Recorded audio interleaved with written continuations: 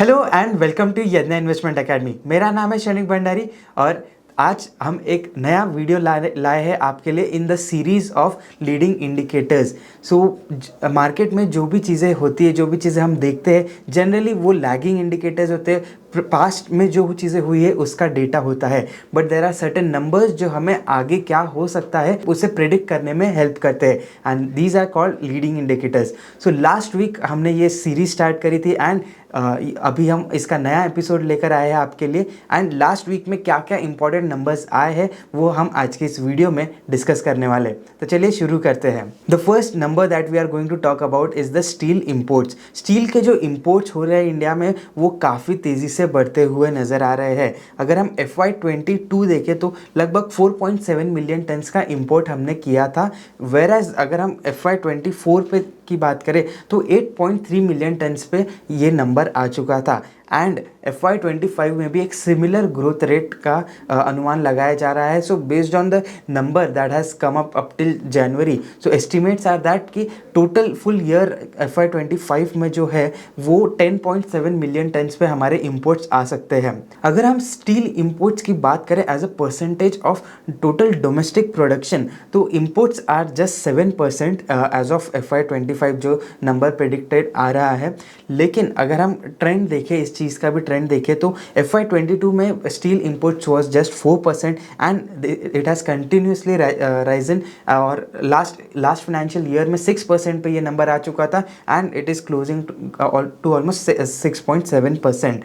So although this number is relatively small, but the trend is on a rising side. And इसी को counter करने के लिए, and जो हमारे डोमेस्टिक प्रोड्यूसर्स है, स्टील मैन्युफैक्चरर्स जो है, सो उन्हें सेफगार्ड करने के लिए इंपोर्ट पे एक 12% का सेफगार्ड ड्यूटी लगाने का प्रपोजल दिया है by the India's director general of trade remedies.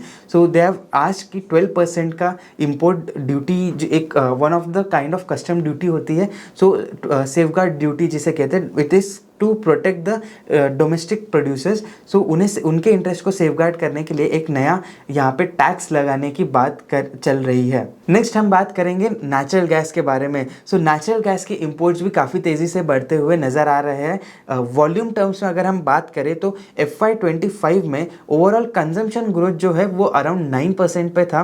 अगर हम इंडिया का जो प्रोडक्शन है उसकी बात करें तो जो यहाँ पे हार्डली एनी ग्रोथ दिख रही है, ऑलमोस्ट 0.6% का फ्लैटिश ग्रोथ का एस्टिमेट यहाँ पे है। इसके अलावा इंपोर्ट्स की अगर हम बात करें तो FY24 में the growth was around 21% and now in FY25 again there is an estimated growth of more than 18%. सो काफ़ी ज़्यादा वॉल्यूम ग्रोथ यहाँ पे नज़र आ रही है। लेकिन एक चीज़ हमें समझनी होगी कि FY23 और FY22 को अगर हम देखें तो इंपोर्ट का जो वॉल्यूम नंबर है, वॉल्यूम ग्रोथ है, वो actually on a lower side पे था। FY22 में negative growth of -6.5% and FY23 में 15.2% का वॉल्यूम ग्रोथ यहाँ पे हुआ था नेगेटिव साइड पे। सो ये जो बेस इफेक्ट है उसके वजह से भी यहाँ पे वॉल्यूम नंबर्स जो है वो ऑन अ हायर साइड दिख रहे हैं। सो लास्ट 2 इयर्स में अगर हम देखें तो ऑलमोस्ट 40% का ग्रोथ हमने वॉल्यूम टर्म्स में देखा है। लेकिन नेचुरल गैस के प्राइसेस जो है FY23 में इट पीक्ड एंड अभी एक शार्प करेक्शन वहाँ पे हुआ है। उसी के वजह से अगर हम नेचुरल गैस का imports in US billion dollars के बारे की बात करें तो FY23 में it has peaked to 17.1 billion dollars and now in FY25 this number is expected to be around 15.5 billion dollars. फिर भी FY24 से यहाँ पे एक जंप है, लेकिन पीक नंबर से अभी भी यहाँ पे डी ग्रोथ है। वॉल्यूम में ग्रोथ काफ़ी अच्छी है इंपोर्ट्स की, लेकिन यहाँ पे अगर हम वैल्यू टर्म्स में बात करें तो still there is a decline because of the sharp correction in natural gas prices. एक काफ़ी इंटरेस्टिंग ट्रेंड देखने को मिला है इन द बैंकिंग सेक्टर।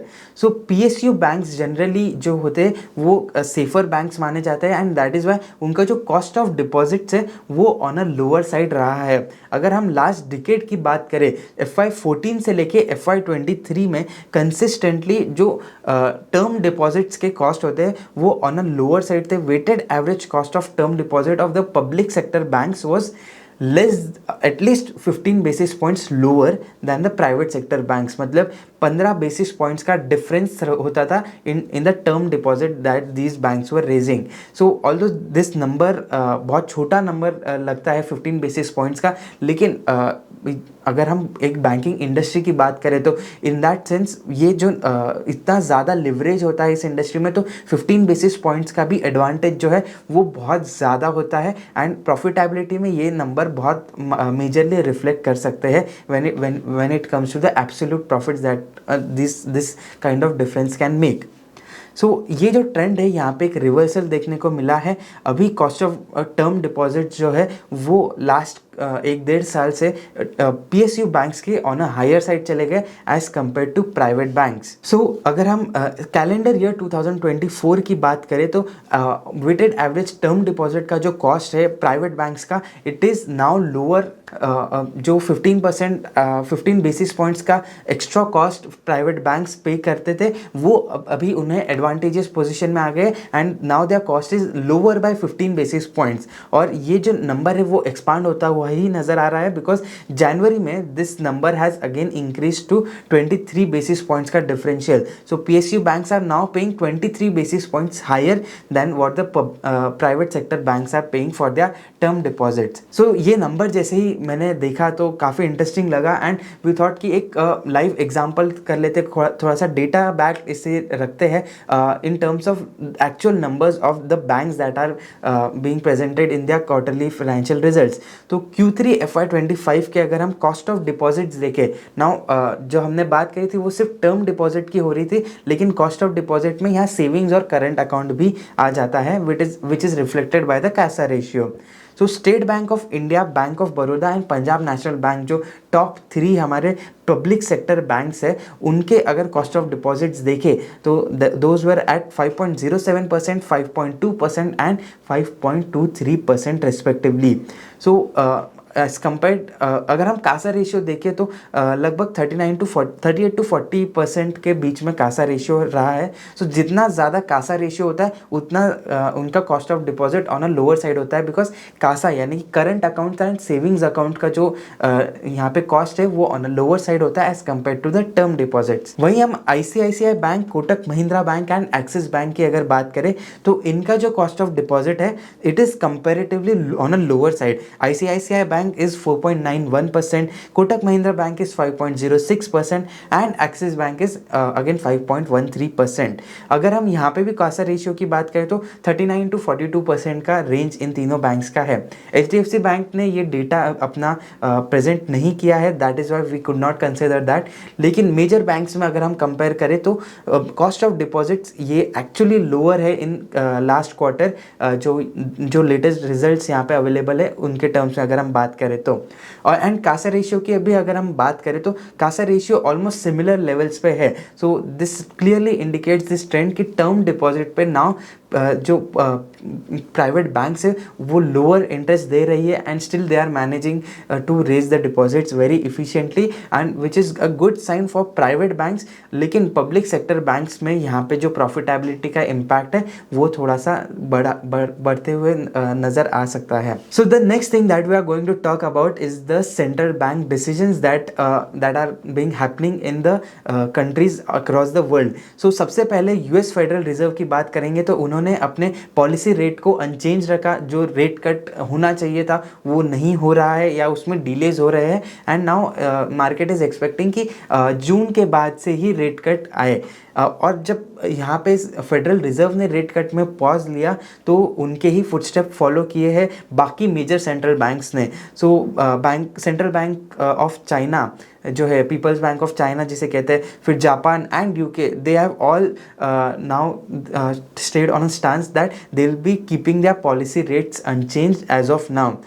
लेकिन ऑन द कॉन्ट्ररी एक इमर्जिंग इकोनॉमी है जिसने अपने रेट कट तो नहीं लेकिन उनके पॉलिसी जो रेट्स है उसको एक्चुअली बढ़ाया है and other increase is not like 25 basis point जैसा छोटा इंक्रीज नहीं है, यहाँ पे सीधा 100 बेसिस पॉइंट्स का इंक्रीज लिया है and we are talking about Brazil. So ये ब्राज़ील का जो सेलिक रेट है, जो उनका रेपो रेट, जैसे इंडिया में रेपो रेट होता है तो ब्राज़ील में सेलिक रेट होता है। So they have increase this rate by 100 basis point to 14.25%.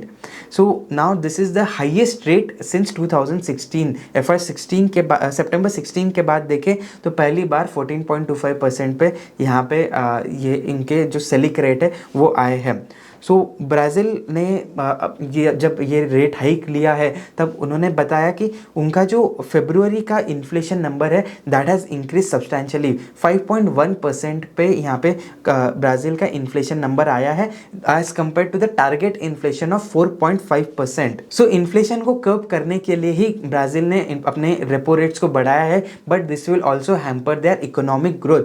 So last year अगर हम 2024 की बात करें तो 3% का ग्रोथ यहाँ पे एस्टिमेटेड आ रहा है, जो फर्स्ट नंबर्स यहाँ पे प्रेजेंट किए गए। सो 3% का ग्रोथ GDP ग्रोथ के टर्म्स में अगर हम बात करें तो 2024 में हुआ है, लेकिन 2025 में जो प्रोजेक्शन है इट इज़ ऑफ जस्ट 1.6%। सो 3% से ग्रोथ रेट गिर के सीधा 1.6% पे आ सकता है।